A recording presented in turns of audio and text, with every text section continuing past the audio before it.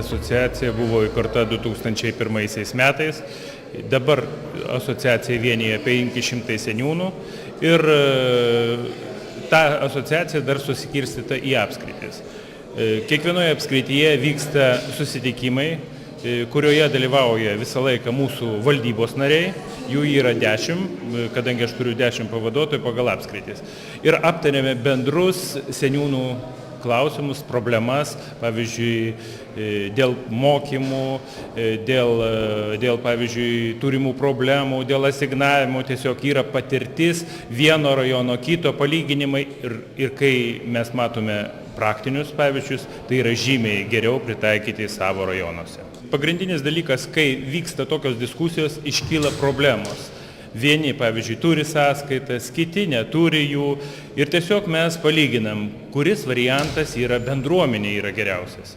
Tai, pavyzdžiui, daugiausia seniūnų pasisako, kad turi būti seniūnijos, turėtų atskirą sąskaitą, būti finansuojama, pavyzdžiui, biudžete numatytos atskiros eilutės. Tai va todėl mes ir siūlome įstatymų pataisas, kad bendruomeniai būtų greičiau atliekama paslauga. Tai pavyzdžiui, teritorijos tvarkymas arba ten dabar seniūnaičių rinkimai. Tai va čia yra dvi tokios kryptis, pagal kurias mes turėtume dirbti. Tikslas tai yra darbas bendruomeniai ir jos paslaugos atlikimas kuo greičiau. Ar dabar yra sunkiau kažką daryti, ar atvirkščiai dabar yra geriau, kadangi kuriami naujas idėjas, naujas struktūras, ar jums sekasi tai daryti? Kaip galima pasakyti, kada yra krizė, tada turime mes susimastyti, kaip už mažesnius pinigus atlikti daugiau darbų. Kada galima tai atlikti? Kada, pavyzdžiui, tai galima atlikti vietoj. Pavyzdžiui, panaudojant viešuosius darbuotojus, o pavyzdžiui, dabar žinome, kad yra bedarbystė, galima žmonės panaudoti, o įsivaizduokite, jeigu vyksta centralizuoti. Viešieji pirkimai, tas procesas vyksta ilgai, maždaug paslaugą mes galime atlikti po 3 mėnesių ir įsivaizduokit, pavyzdžiui, jeigu močiutė, paimkime, nori, kad būtų pastatytas suoliukas. Na, mes jai sakom, žinote, atliksime viešą pirkimą ir jau praeis pusę metų, tai va mes norime tiesiog tos paslaugos savo bendruomenės nariam kuo greičiau. Tai va, aš taip įsivaizduoju, kad turi būti decentralizavimas, kaip ir kalbama Europos hartijoje, kad ką gali atlikti žemiausioji grandis, tai turi būti ir perduota. Mes tikrai džiaugiamės, kad atsirado tų žmonių, kurie sugebėjo šitą iniciatyvą įgyvendinti iki pilnų tikslų. Tikrai tai yra sukurta ne dėl vadinamo pliusiuko, o dėl ryškių veiklos žingsnių, kuriuos mes visi seniūnai tiek apskrity, tiek visoje šalyje jaučiame. Netgi labai tai yra mūsų didelis ramstis, jeigu mes turim kažkokių problemų, mes turim asociacijos valdybą, ypač daug dirba generalinis direktorius Petras Gestaltas tuo klausimu ir mes bet kokiu klausimu galime kreiptis į asociaciją. Yra asociacijų ir teisininkai samdomi, kurie mums padeda ir teisiniais klausimais. Ir aplamai šitą veiklą dar ir vertinu iš kitos pusės. Didžiausias turtas tai yra mūsų visų kolegų žinios ir patirtis. Ir mes tokiuose suėjimuose juos pasidalinam tais turimom mintim, tie klausimai, patikėkit, visur yra vienodi, tik jų sprendimo būdai būna skirtingi. Tai vieni seniūnai sprendžiasi taip, kiti taip. Ir šita patirtis tai yra didžiausias paspirtis mūsų darbe, kad tie visi kylantis klausimai išsispręstų kuo greičiau ir su kuo mažiau konfliktų.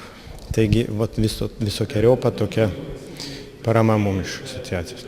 Sakykime, kas liečia ir seniūnų statusas, kai mes tapom nebe politinio pasitikėjimo, taip pat nebe seniūnų asociacijos pagalbos įvyko toliau dėl seniūnų atlyginimų koeficientų, taip pat su asociacijos pagalba.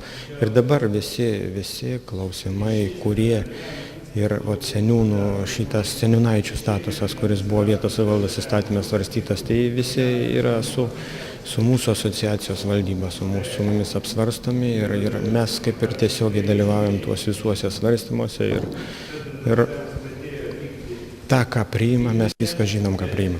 Apskrityje pradėjom nuo akmenės ir taip palengva, po 4 metų atėjo į šitą gražį šventę į Pakruojį. Tai kitą metą važiuosim turbūt Radviliškį ir taip kasmetiniai mūsų susiėjimai, jie tapo labai gražia tradicija, bet ir mes visada po jų tampam pilnesni savimi ir pasidalinę ir pasisėmę informacijos iš kitų. Beje, gal ne visi žinote, kad su kaimynu geriau nesimušti ir nesipykti, tiesiog nueiti pas seniūną ir gausite patarimą. Kartais ne viskas yra taip, kaip atrodo pačiam. Iš konflikto išeiti yra žymiai sunkiau, nei jo išvengti. Jau nuo pat, turbūt, kiek esu taryboje, jau iš karto labai vertinau seniūnų darbą. Nes seniūnas yra arčiausiai žmonių ir iš tikrųjų yra turbūt pirmutiniai merų, vicemerų, direktoriaus pagalbininkai. Nuo to, koks yra seniūnas, kaip jiems sekasi sutarti su aplinkiniais žmonėms priklauso ir pats požiūris į valdžią ir gali arba atsirasti labai daug problemų ten, kurių neturėtų būti, arba blogai spręstis, lengvai sprendžiamas problemas.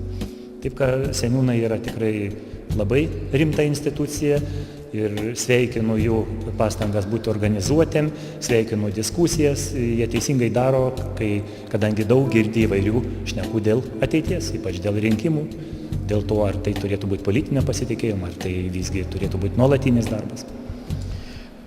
O šiandien jūsų seniūnai bendram kontekste teko bendrauti vis tiek su kitais seniūnais, kaip jūs manat, pakankamai gerai dirba? Nu, aš galvoju, kaip visada patriotiškai, kad mūsų seniūnai yra patys geriausi. O aišku, kiti seniūnai irgi sėkmingai dirba, pasitemps ir pavys mūsų rajono seniūnus. Mes patenkinti seniūnų darbų santykiais, skaitom daugumą problemų, mums tikrai pavyks tai išspręsti.